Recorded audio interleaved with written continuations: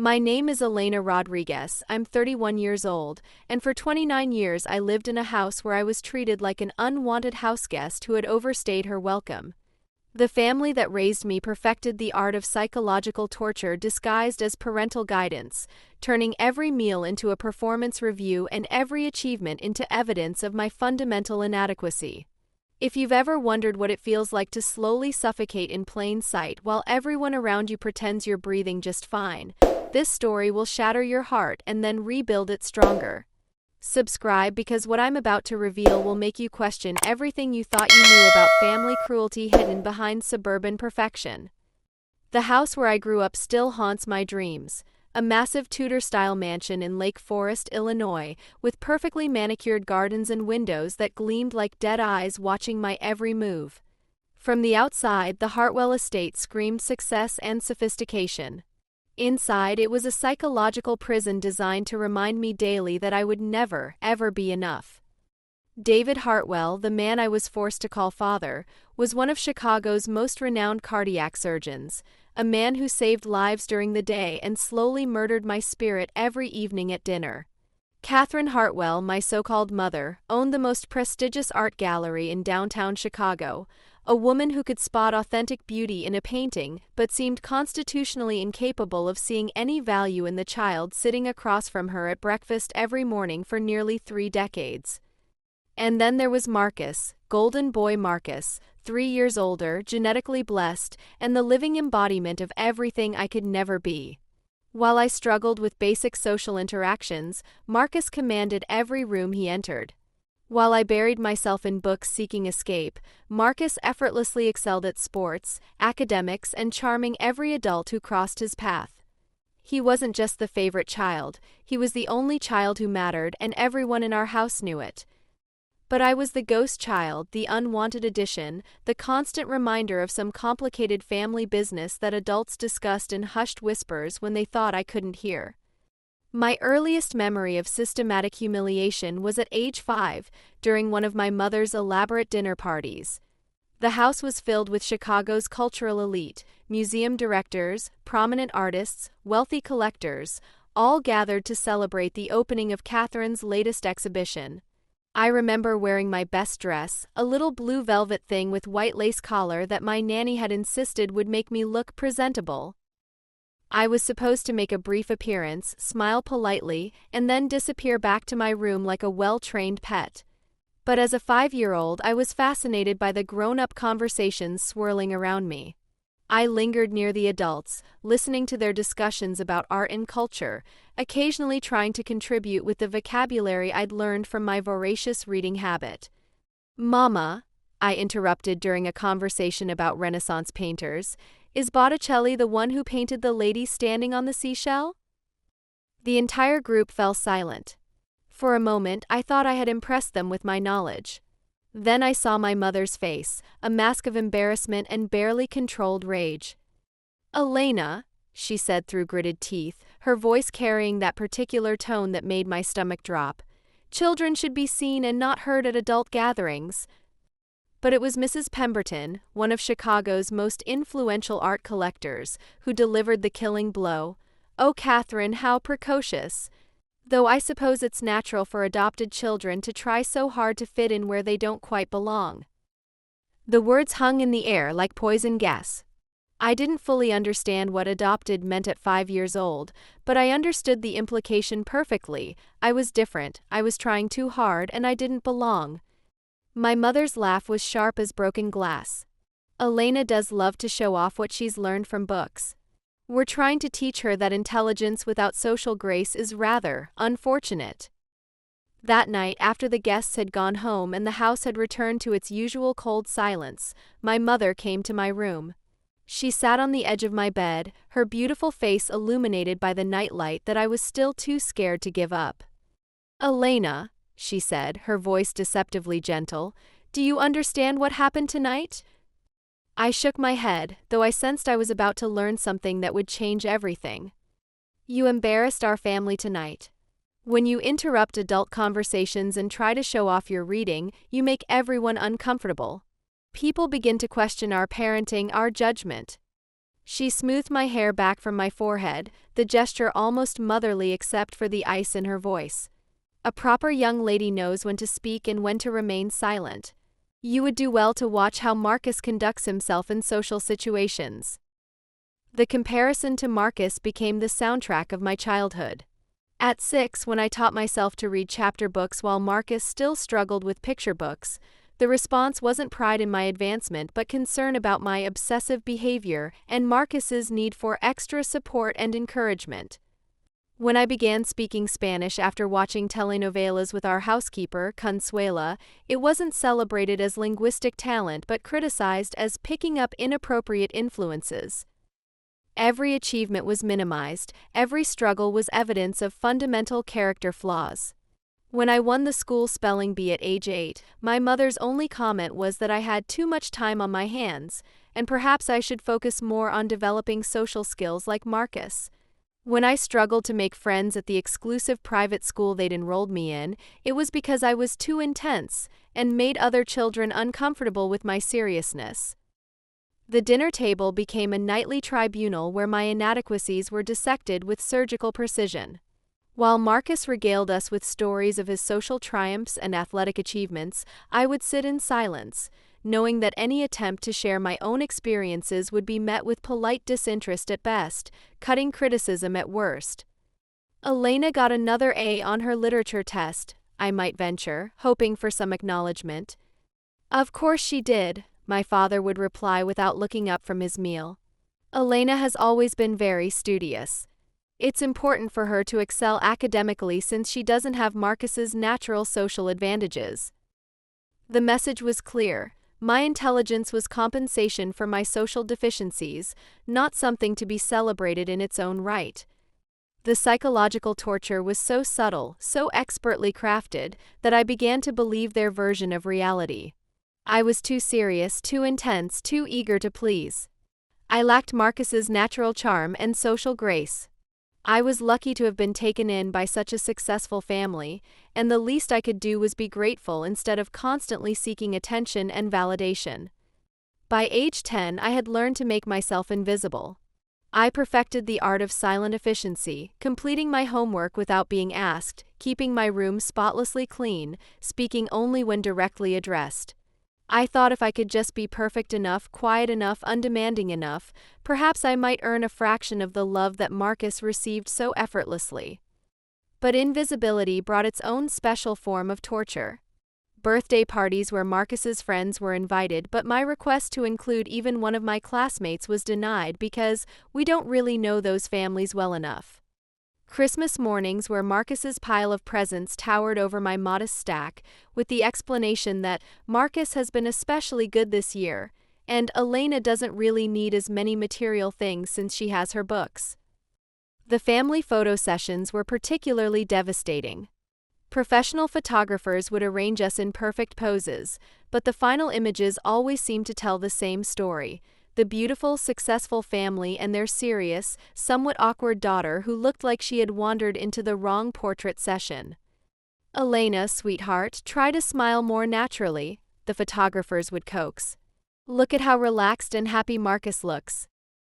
But how do you smile naturally when you've spent your entire life being told that your natural self is somehow wrong? The worst part wasn't the overt cruelty, it was the gaslighting, the constant rewriting of reality to make me question my own perceptions. When I complained about feeling left out or unfairly treated, I was told I was overly sensitive or creating drama. When I pointed out the obvious favoritism shown to Marcus, I was accused of jealousy and making excuses for my own shortcomings. Elena has always had a vivid imagination, my mother would tell concerned teachers or family friends who occasionally noticed the disparity in how Marcus and I were treated. She tends to dramatize normal family dynamics because she craves attention. School became my only refuge, but even there, the damage followed me. I was the child who flinched when teachers raised their voices, who apologized compulsively for minor mistakes, who couldn't accept compliments because I'd been trained to see praise as temporary and conditional. My teachers often commented on my maturity and self-reliance, not understanding that these weren't natural personality traits but survival mechanisms developed under psychological siege. The breaking point came when I was 12 years old, during a family vacation to Martha's Vineyard. We were staying at the Hartwell family compound, a sprawling estate that had been in David's family for generations. Extended family members were there, grandparents, aunts, uncles, cousins, all gathered for what was supposed to be a week of bonding and relaxation. On the third day, I overheard a conversation between my grandmother and my aunt that would haunt me for years to come.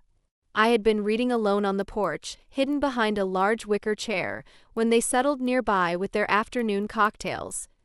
"I still don't understand why David and Catherine went through with that adoption," my grandmother was saying, her voice carrying the casual cruelty that seemed to run in the Hartwell family. "The child is clearly disturbed. All that reading and brooding, it's not natural for a girl her age." "Well, Catherine had those fertility issues for so long," my aunt replied. "I think they were just desperate for another child after Marcus. But now that they have him, Elena seems rather superfluous." Superfluous. The word hit me like a physical blow. I was extra, unnecessary, surplus to requirements. "And the girl doesn't even look like them," my grandmother continued. "Those dark features, that olive complexion. She stands out like a sore thumb in family photos. People must wonder." I'm sure they do wonder. But David and Catherine are stuck with her now. They've invested too much to simply return her. Return her? As if I were a defective appliance that could be exchanged for a better model. I spent the rest of that vacation in a state of numb shock, watching my family with new eyes. I saw how Marcus was included in every adult conversation while I was dismissed to go play. I noticed how my aunts and uncles asked detailed questions about Marcus's interests and achievements while barely acknowledging my presence. I observed how my cousins naturally gravitated toward Marcus while treating me like an unwelcome intruder in their games. When we returned to Chicago, I was a different child, more withdrawn, more cautious, more desperate to prove that I deserved to stay. I threw myself into academics with renewed intensity, winning science fairs and essay contests, hoping that maybe achievement could compensate for my fundamental unwantedness. But every success was met with the same damning praise. "Elena is very driven. It's wonderful how hard she works to overcome her limitations." High school brought new humiliations as my parents' subtle cruelty evolved to match my growing awareness. When I expressed interest in journalism and creative writing, I was told that such careers were unstable and impractical for someone in my position. When I won a statewide essay competition, the achievement was overshadowed by concern that I was becoming too opinionated and might benefit from learning to be more agreeable. The college application process became another exercise in systematic degradation. While Marcus's applications to prestigious universities were celebrated and supported with expensive test prep and application consultants, my own aspirations were met with financial hand-wringing and practical concerns. "Elena, sweetheart," my mother said when I expressed interest in Columbia's journalism program, "we need to be realistic about your options. Your grades are excellent, of course, but you lack Marcus's well-rounded profile. Perhaps you should focus on more practical programs at state schools." The subtext was clear. Money spent on Marcus's education was an investment in the family's future. Money spent on mine was charity they could barely afford. When I received a full scholarship to Northwestern University for journalism, the response wasn't celebration but suspicion. "I hope this scholarship isn't some kind of diversity program," my father muttered. "We wouldn't want people to think you needed special assistance to succeed." Even my academic triumph was turned into a source of shame, another reminder that I didn't belong in their world of effortless privilege and inherited advantage. College provided the first taste of what normal human relationships could feel like, but it also intensified my awareness of how abnormal my family dynamics had been. When roommates called their parents excitedly to share good news, I watched in amazement. When friends described feeling unconditionally supported by their families, I felt like an anthropologist studying an alien culture. During my sophomore year, I began seeing a campus counselor, Dr. Sarah Martinez, who specialized in family trauma. For the first time in my life, I had an adult who listened to my experiences without immediately explaining why I was wrong to feel hurt or confused. "Elena," Dr. Martinez said during one particularly difficult session, "what you're describing isn't normal family dynamics. The systematic undermining of your self-worth, the constant comparisons, the emotional withholding, these are forms of psychological abuse." The word abuse landed like a bomb in my carefully constructed worldview. I had spent years believing that my family's treatment of me was somehow justified by my own inadequacies. The possibility that they were wrong, that I was the victim rather than the problem, was almost too revolutionary to accept. "But they gave me everything," I protested, repeating the mantra I'd been fed my entire life. "Education, opportunities, a beautiful home. How can that be abuse?" Emotional neglect and psychological manipulation can occur in wealthy families just as easily as in poor ones, Dr. Martinez explained gently. In some ways, it can be more damaging because the material comfort makes the emotional cruelty seem invisible or justified. Over months of therapy, I began to understand the sophisticated mechanisms of control that had shaped my entire worldview. The constant comparisons to Marcus weren't innocent family dynamics. They were deliberate tactics to ensure I never developed healthy self-esteem. The minimizing of my achievements wasn't modesty, it was systematic conditioning to make me believe I didn't deserve recognition or praise. Most devastatingly, I began to understand that my desperate attempts to earn their love had been futile from the beginning. You cannot earn unconditional love through performance, because the love I was seeking simply didn't exist. Armed with this new understanding, I decided to confront my family during Christmas break of my junior year. I had prepared carefully, writing down specific examples of behavior patterns, ready to finally advocate for myself and demand better treatment. The conversation took place in my father's study, the same room where I had been lectured countless times about my failures and shortcomings. But this time I was the one speaking truth to power. "I need to talk to you about how you've treated me throughout my childhood," I began, my voice steadier than I felt. "I've been in therapy, and I'm beginning to understand that many of the things I thought were normal family dynamics were actually forms of emotional abuse." The reaction was swift and devastating. My mother's face transformed into a mask of offended dignity. "Elena, therapy has clearly filled your head with nonsense. The fact that you would use such dramatic language, abuse, to describe the love and sacrifice we've shown you is deeply concerning." My father's response was even more cutting. "We've given you every advantage, every opportunity. If you've chosen to interpret our guidance and discipline as abuse, that says more about your character than ours." But it was my mother who delivered the killing blow. "Perhaps this is why your birth mother gave you up in the first place. Perhaps she recognized something in your nature that made you difficult to love." The casual cruelty of that statement, the deliberate weaponizing of my deepest insecurity, left me speechless. In one sentence, she had confirmed my adoption status, which I had suspected but never had confirmed, while simultaneously suggesting that I was inherently unlovable. "That's right, Elena," she continued, seeing that her words had found their target. "You're adopted. We took you in when no one else wanted you, and we've done our best to shape you into someone respectable despite your origins. If you're not grateful for that sacrifice, perhaps you should consider how your life might have been different without our intervention." The argument that followed was brutal. When I pressed for details about my adoption, I was told it was ancient history and irrelevant to our current family dynamics. When I demanded to know why they had never told me the truth, I was accused of being obsessed with drama and unable to accept the love we've offered. The conversation ended with my father's ultimatum: "You can continue to be a productive member of this family, grateful for the opportunities we've provided, or you can persist in this destructive fantasy that we've somehow wronged you. But we will not tolerate being vilified for our sacrifices." I returned to Northwestern for spring semester with a new mission: to uncover the truth about my origins and to understand exactly what my adoptive family was so desperate to hide. Using the investigative skills I was learning in journalism school, I began the painstaking process of researching my adoption. The paper trail was frustratingly sparse: sealed records, bureaucratic stonewalling, and privacy laws that protected information from decades past. But I was persistent, and eventually small pieces of the puzzle began to emerge. The breakthrough came through an unlikely source: a retired social worker named Dorothy Chin who had worked with private adoption agencies in the 1990s.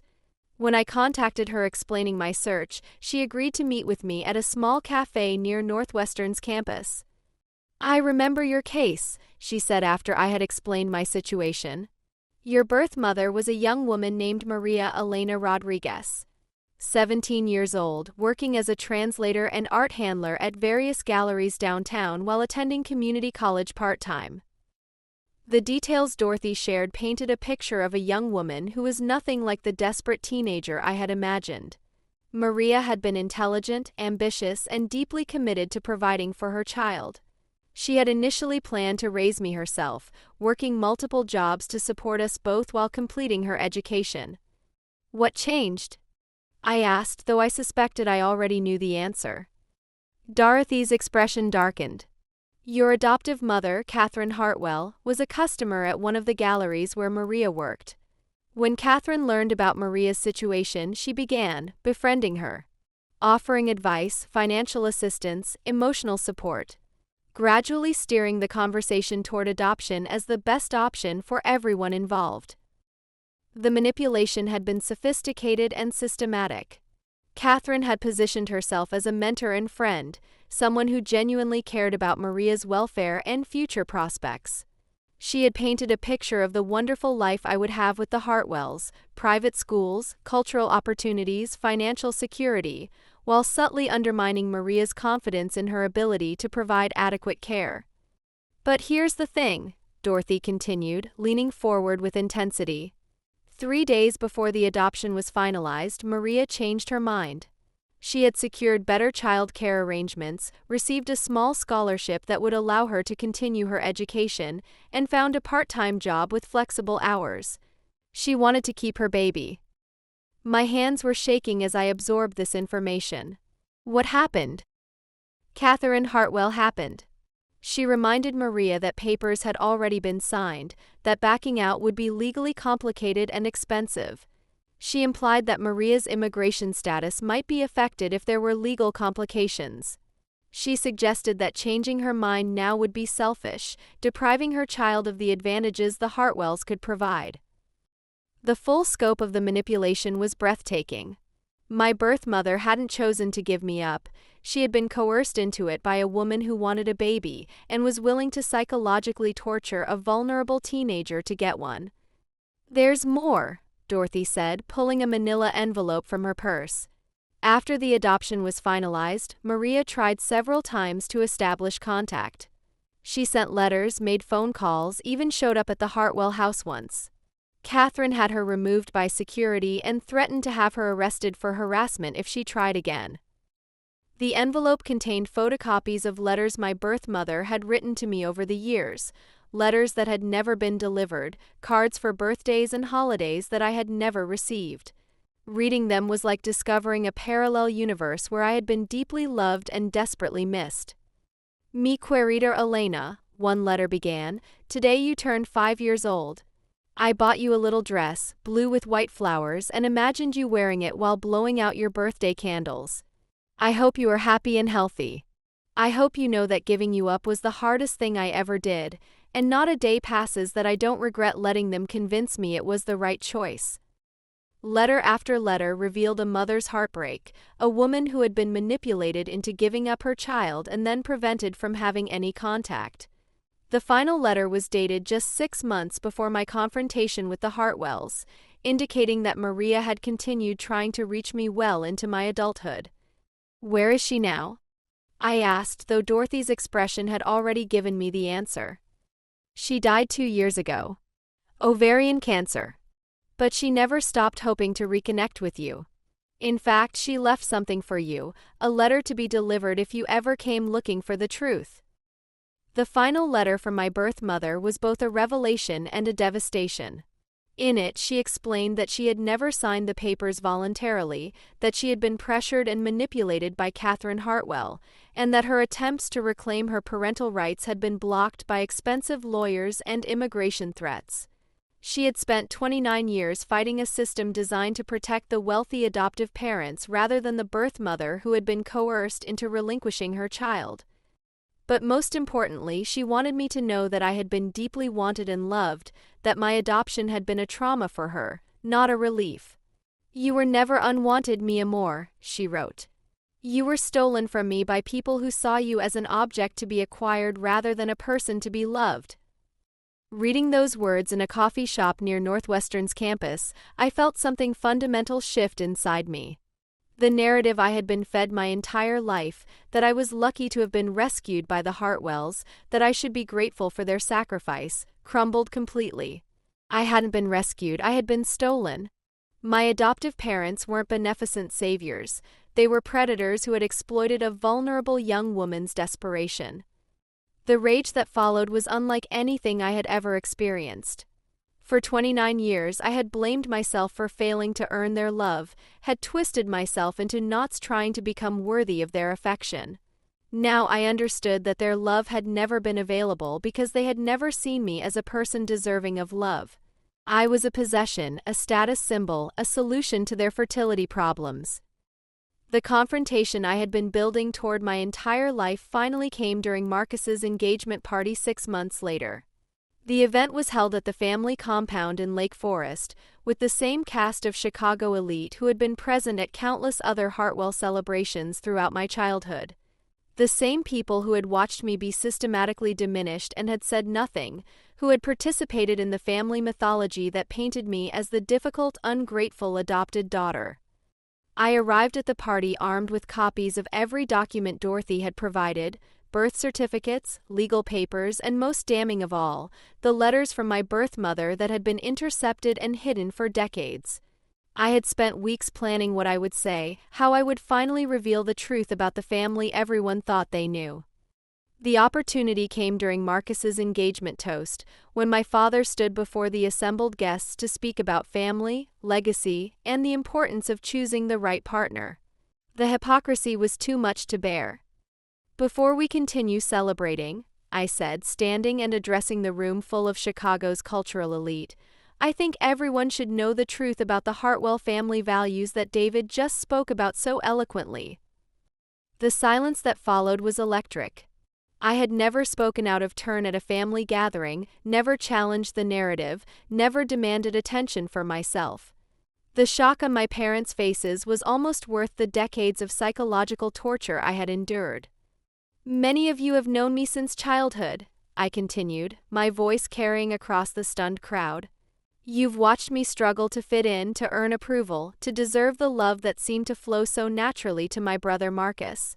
What you didn't know, what I didn't know until recently, is that my adoption was the result of systematic psychological manipulation of a 17-year-old girl who wanted to keep her baby." I began reading excerpts from my birth mother's letters, her pleas to be allowed contact with her daughter, her descriptions of the coercion she had experienced. With each word, I watched my adoptive parents' carefully constructed social standing crumble in real time. "Catherine Hartwell didn't save me from poverty or neglect," I said, my voice getting stronger with each revelation. "She stole me from a young woman who loved me and wanted to raise me, then spent 29 years punishing me for the crime of not being her biological child." The aftermath was swift and brutal. Some guests left immediately, uncomfortable with the family drama they were witnessing. Others stayed, fascinated by the destruction of one of Chicago's most prominent families. But most devastating of all was the reaction of my adoptive family themselves. My mother's response was to laugh, a high, brittle sound that cut through the silence like glass. "Elena has always had such a vivid imagination," she announced to the remaining guests. "Therapy has unfortunately encouraged her tendency toward melodrama. I'm afraid she's become quite delusional about her origins." But my father's reaction was more telling. Rather than deny the accusations, he focused on damage control. "This is neither the time nor the place for Elena's personal grievances," he said coldly. Whatever issues she believes she has with our family should be discussed privately, not used to disrupt Marcus's celebration. Even in the moment of my greatest revelation, they couldn't acknowledge my truth or take responsibility for their actions. I was still the problem, still the disruptive force, still the ungrateful daughter who couldn't appreciate their sacrifices. I left the party that night and never returned to the Hartwell house. I changed my name legally back to Elena Rodriguez, honoring the mother who had fought for me even when the system was stacked against her. I cut all contact with the people who had raised me, finally understanding that their capacity for love was limited to those who shared their DNA. The years that followed were a painful process of rebuilding my identity from scratch. Everything I had believed about myself, my fundamental unworthiness, my emotional inadequacy, my desperate need to earn love through performance, had to be examined and discarded. With Dr. Martinez's help, I began to understand that the child who had been systematically diminished wasn't defective. She had been deliberately broken by people who benefited from her brokenness. I threw myself into journalism with new purpose, specializing in stories about adoption fraud, coercive relinquishment practices, and the exploitation of vulnerable young mothers by wealthy families seeking children. My investigation into private adoption agencies led to policy changes and additional oversight for placements involving significant economic disparities between birth and adoptive families. But the most healing came from an unexpected source. I was contacted by other adoptees who had experienced similar situations, children who had been taken from birth parents through manipulation and coercion, then psychologically abused by adoptive families who saw them as burdens rather than blessings. Together, we formed a support network that became more of a family than the Hartwells had ever been. 3 years after my final confrontation with my adoptive family, I received an unexpected phone call from Marcus. His voice carried a weight I had never heard before, a maturity that seemed to have aged him beyond his years. "Elena," he said, "I need to apologize. For everything. For benefiting from their favoritism, for not protecting you, for not seeing what was happening right in front of me." We met at a coffee shop in downtown Chicago, the same city where our childhood had played out so differently. Marcus looked older, worn down by truths he was only beginning to process. "When Sophia and I started trying to have children," he began, "we went through genetic counseling. Some things came up about family medical history that didn't make sense. When I started asking questions, pushing for details, everything began to unravel." He had discovered not only the truth about my coercive adoption but evidence that the Hartwells had been involved in multiple similar situations over the years. I had been the successful case in what amounted to a systematic exploitation of vulnerable young mothers. "They saw you as a project," Marcus said, his voice breaking. "A problem they had solved, not a daughter they loved. And when you started asking questions, they saw you as a threat to be managed rather than a child to be protected." The conversation continued for hours, with Marcus revealing details about our childhood that he was only now understanding as abusive. He apologized for his role in perpetuating the family dynamics, for benefiting from the favoritism he now recognized as deeply unfair. "I want to make this right," he said finally. "I want to have a relationship with you that's honest and real." But I had moved beyond needing his validation or repair. The family I had built from fellow survivors, supportive friends, and chosen connections was more real and more loving than anything the Hartwells had ever offered. "I appreciate your honesty," I told him, "but I don't need their family anymore. I have my own now." As I walked away from that coffee shop, I felt the final piece of my old life fall away. The girl who had spent 29 years trying to earn love that was never available was gone. In her place was a woman who had chosen her own family, honored her birth mother's memory, and built a life rooted in truth rather than the convenient fiction that had sustained the Hartwell family's reputation. Today, I live in Mexico City, where I work as a freelance journalist covering immigration and family separation issues. I found my birth mother's extended family, aunts, uncles, cousins who had never stopped wondering what happened to Maria's baby. For the first time in my life, I understand what it means to be loved without conditions, to belong somewhere completely, to be valued for who I am rather than what I can provide. Sometimes people ask if I regret discovering the truth, if ignorance might have been easier than knowledge. The answer is always no. The truth was devastating, but it was also liberating. It freed me from the endless cycle of seeking approval from people who were never capable of loving me fully. It connected me to my authentic heritage and to family members who saw me as a gift rather than a burden. Most importantly, it taught me that family is not about blood or legal documents or social standing. It's about choice, commitment, and unconditional love. The Hartwells gave me material advantages and educational opportunities, but they never gave me the one thing every child deserves: the security of being loved for who they are rather than who they might become. My mother, Maria Elena Rodriguez, fought for me even when the system and powerful people were stacked against her.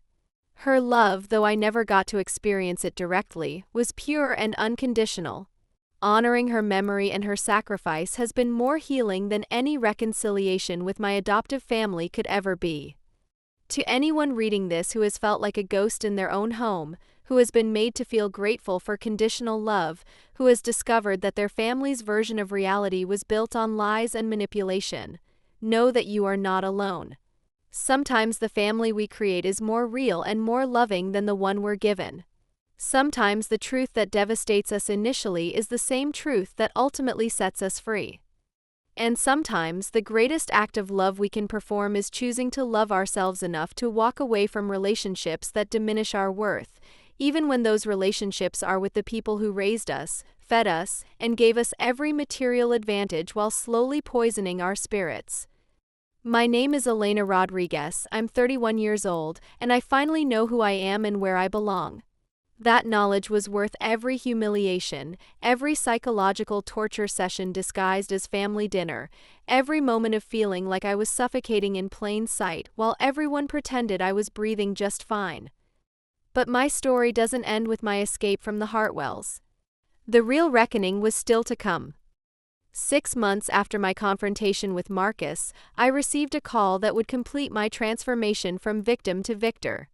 It was James Morrison, the elderly attorney who had facilitated my adoption 30 years earlier.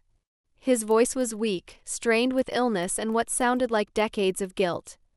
"Miss Rodriguez," he said, his words carefully measured, "I'm dying. Pancreatic cancer. And before I go, there are things you need to know about your adoption that go far deeper than what you've already discovered." We met at his assisted living facility in Evanston, a sterile place that smelled of disinfectant and regret.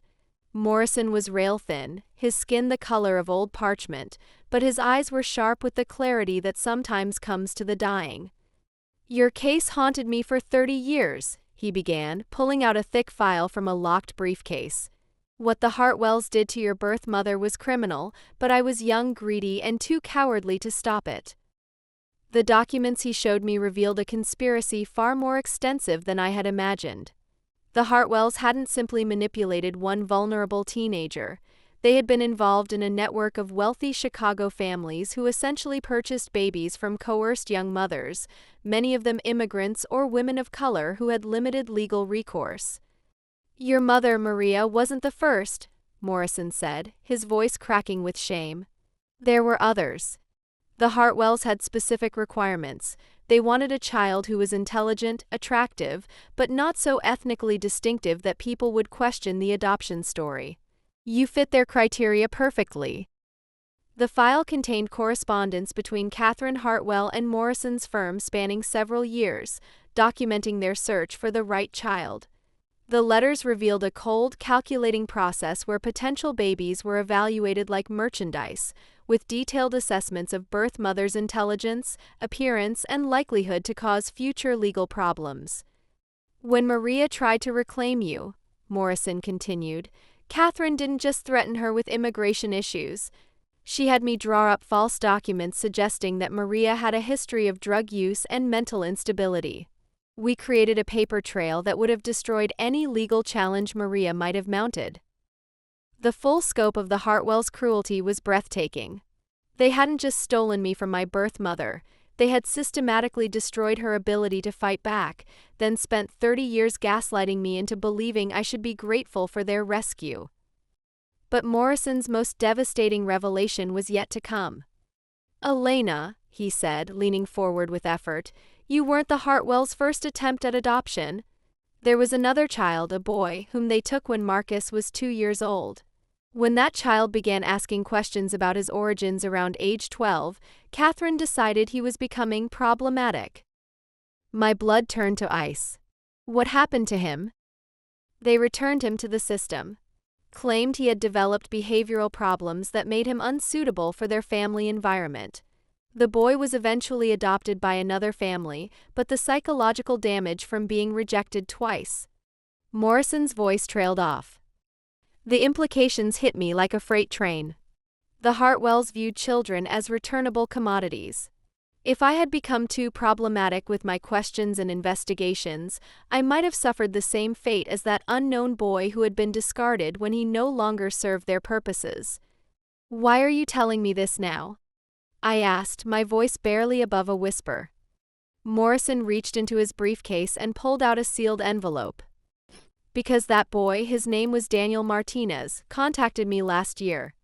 He spent 20 years trying to piece together what happened to him, and he learned about your case through your journalism work on adoption fraud. He wants to meet you." The envelope contained a letter from Daniel, now 33 years old and working as a social worker in Milwaukee. His story was eerily similar to mine: the favoritism shown to Marcus, the constant criticism and emotional withholding, the growing sense that something fundamental was wrong with the family dynamics. But unlike me, Daniel had been completely discarded when he became inconvenient. "I've spent my entire adult life wondering what was wrong with me," he wrote. "Why wasn't I good enough for the Hartwells? Why did they decide I was disposable? Reading about your experience, I finally understand that the problem was never with us. The problem was with them." Meeting Daniel 2 weeks later was like looking into a mirror that reflected all my own pain and confusion. He was tall, dark-haired, with intelligent eyes that carried the same wariness I recognized in my own reflection. We met at a coffee shop in downtown Milwaukee, both of us nervous about confronting this shared trauma. "I remember you," he said as soon as he saw me. "You were about 3 when I left. You used to follow me around the house, trying to get me to play with you. I was so jealous because Catherine actually seemed to like you better than me."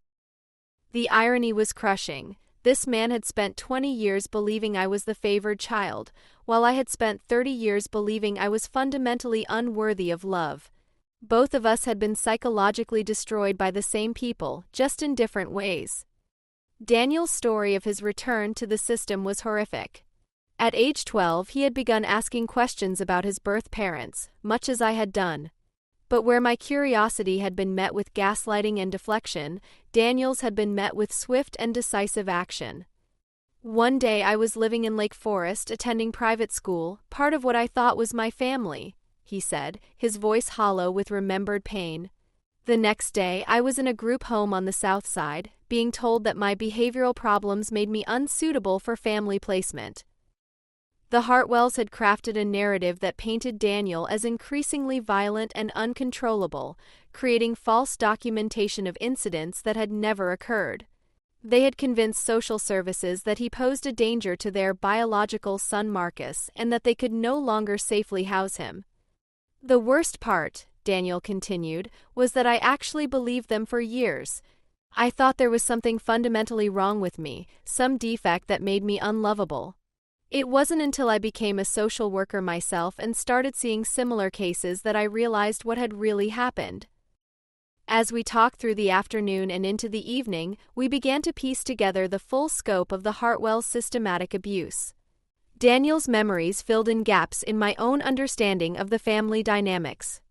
He remembered overhearing conversations between David and Catherine about their investment in children, their discussions of which traits were desirable and which were problematic. "They talked about us like breeding animals," Daniel said with disgust. "Intelligence was good, but too much curiosity was dangerous. Attractiveness was important, but we couldn't be so distinctive that people would question the family resemblance. Gratitude was essential. We had to constantly appreciate their sacrifice in taking us in." But perhaps most devastating was Daniel's revelation about what had happened after his removal from the Hartwell home. He had been placed with a series of foster families, each placement becoming more difficult as his behavioral problems, actually trauma responses to abandonment, worsened. He had aged out of the system at 18 with no family connections, no support network, and a deep conviction that he was fundamentally unworthy of love. "I've been in therapy for 15 years, he told me. "It's taken me this long to understand that the problem wasn't with me. That I wasn't defective or dangerous or unlovable. I was just inconvenient to people who saw children as possessions rather than human beings." Meeting Daniel crystallized something that had been building in me since my confrontation with the Hartwells, a determination not just to heal from my own trauma, but to ensure that they faced consequences for their actions. The knowledge that there had been other victims, that Daniel had suffered even more severely than I had, filled me with a rage that demanded justice. "What if we exposed them?" I asked during our second meeting. "Not just the adoption fraud, but everything.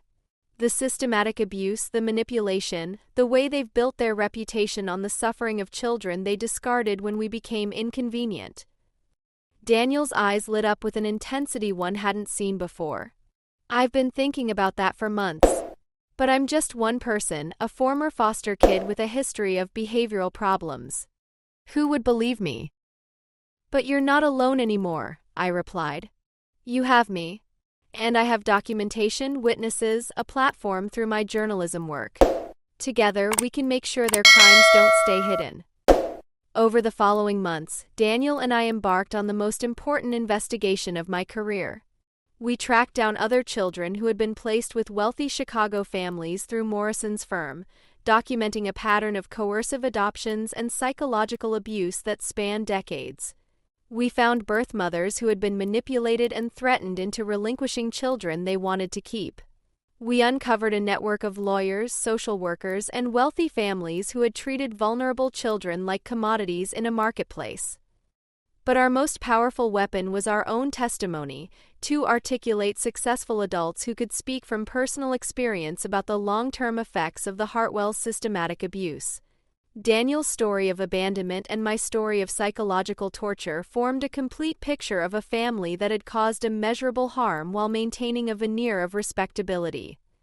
The article I published in Chicago Magazine was titled "The Throwaway Children: How Wealthy Families Gamed the Adoption System." It detailed not just the Hartwells' crimes, but the broader pattern of exploitation that had allowed them to operate with impunity for decades. The response was immediate and overwhelming. Within hours of publication, I received calls from other adoptees who had similar experiences, birth mothers who had been coerced into relinquishing children, and social workers who had witnessed suspicious patterns but lacked the evidence or authority to investigate. The story was picked up by national media, sparking a broader conversation about adoption ethics and the vulnerability of children in wealthy families.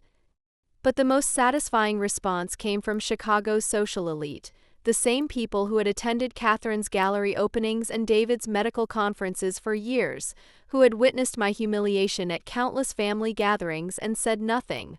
Suddenly, the Hartwells found themselves social pariahs, their reputations destroyed as thoroughly as they had destroyed my sense of self-worth for 30 years. The legal consequences followed swiftly. Based on our investigation and the evidence Morrison had preserved, the Illinois Department of Children and Family Services launched a comprehensive review of adoptions facilitated by Morrison's firm. Several wealthy families faced criminal charges for adoption fraud, though the Hartwells managed to avoid prosecution by hiring the best defense attorneys money could buy. However, the civil lawsuits were more successful. Daniel and I, along with 3 other victims we had identified, sued not just the Hartwells but the adoption agency, Morrison's firm, and the social workers who had failed to protect us.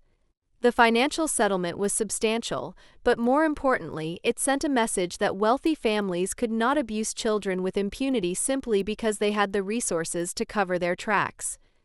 The personal reckoning came last, during a final confrontation with the Hartwells that I had been building toward for over a year. Armed with Daniel's testimony, Morrison's deathbed confession, and irrefutable evidence of their systematic abuse, I requested a meeting at their Lake Forest home, the same house where I had spent 30 years feeling like an unwelcome guest. They agreed to meet, probably hoping to minimize the damage to their remaining reputation. When I arrived with Daniel, the shock on their faces was immediate and telling. They had assumed Daniel was safely buried in their past, another inconvenient problem they had successfully discarded. "Hello, Catherine." "Hello, David," I said as we entered the living room where I had spent countless evenings being psychologically dissected. "I'd like you to meet Daniel Martinez, remember him? Your other adopted son, the one you threw away when he became inconvenient." The color drained from Catherine's face. "I don't know what you think you're doing, Elena, but bringing this person here to make false accusations is—" "Nothing about this is false," Daniel interrupted, his voice steady despite the obvious emotional cost of being in that house again. "I remember everything. The way you made me feel like I was never good enough, never worthy of the love you gave Marcus. The way you created lies about my behavior to justify getting rid of me." David attempted to regain control of the narrative. "Now see here, both of you are clearly disturbed individuals who have created elaborate fantasies." "Stop." My voice cut through his bluster like a blade. "We're not here for your excuses or your gaslighting. We're here to give you one last chance to acknowledge what you did, to take responsibility for the children you psychologically destroyed." For the next hour, Daniel and I systematically dismantled every lie they had built their reputations on. We presented documentation of their adoption fraud, recordings of Morrison's confession, testimony from other victims. We described in clinical detail the psychological abuse techniques they had perfected, the way they had systematically undermined our self-worth while maintaining plausible deniability. But perhaps most powerfully, we simply told them how their actions had affected us, how Daniel had spent 20 years believing he was fundamentally unlovable, how I had twisted myself into knots trying to earn affection that was never available, how both of us had required years of therapy to undo the damage they had inflicted. Their reactions were exactly what I had expected.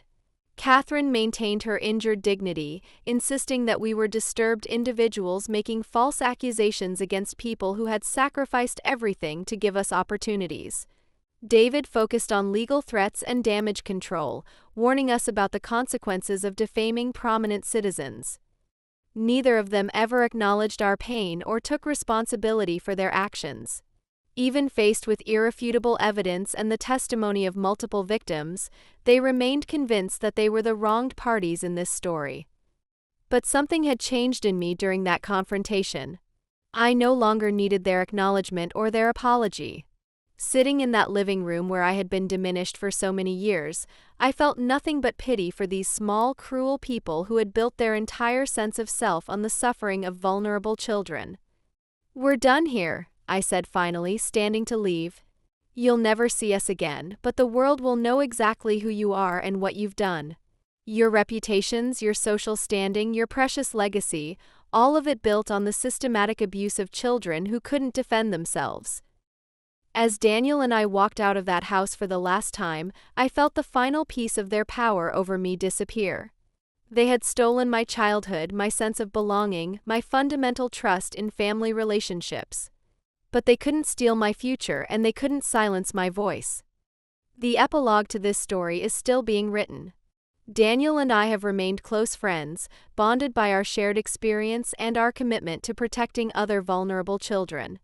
We've established a foundation that provides legal and emotional support for adoptees who have experienced coercive placements or systematic abuse. The Hartwells eventually left Chicago, relocating to a gated community in Florida where their past was less well known. Marcus attempted to reach out several times, but I've maintained my boundaries. Some bridges, once burned, cannot be rebuilt. My birth mother's family in Mexico has become the loving, supportive family I never had growing up. They've shared stories about Maria, helping me understand the woman who fought so hard to keep me, and who never stopped loving the daughter she was forced to give up. But perhaps the most healing discovery has been the family I've created from other survivors, people who understand the particular pain of being psychologically destroyed by those who were supposed to protect them, who know what it means to rebuild an identity from scratch, who celebrate authenticity rather than performance. Today, as I finish writing this story in my apartment in Mexico City, I can honestly say that I am grateful for the journey, even its darkest moments. The Hartwells tried to break me, to convince me that I was fundamentally unworthy of love. Instead, they taught me resilience, empathy, and the strength that comes from surviving the unsurvivable. My name is Elena Rodriguez, I'm 31 years old, and I am no longer a victim. I am a survivor, an advocate, and living proof that the children they tried to throw away can grow up to be the adults who hold them accountable. If you're reading this from a place of pain, wondering if you'll ever escape the psychological prison someone else built around you, know that freedom is possible. Truth is more powerful than lies, justice is more satisfying than revenge, and the family you choose will always be more real than the one that chose to harm you. You are not broken. You are not disposable. You are not too much or not enough. You are worthy of love exactly as you are. And no one, no matter how wealthy, how powerful, how respected, has the right to convince you otherwise.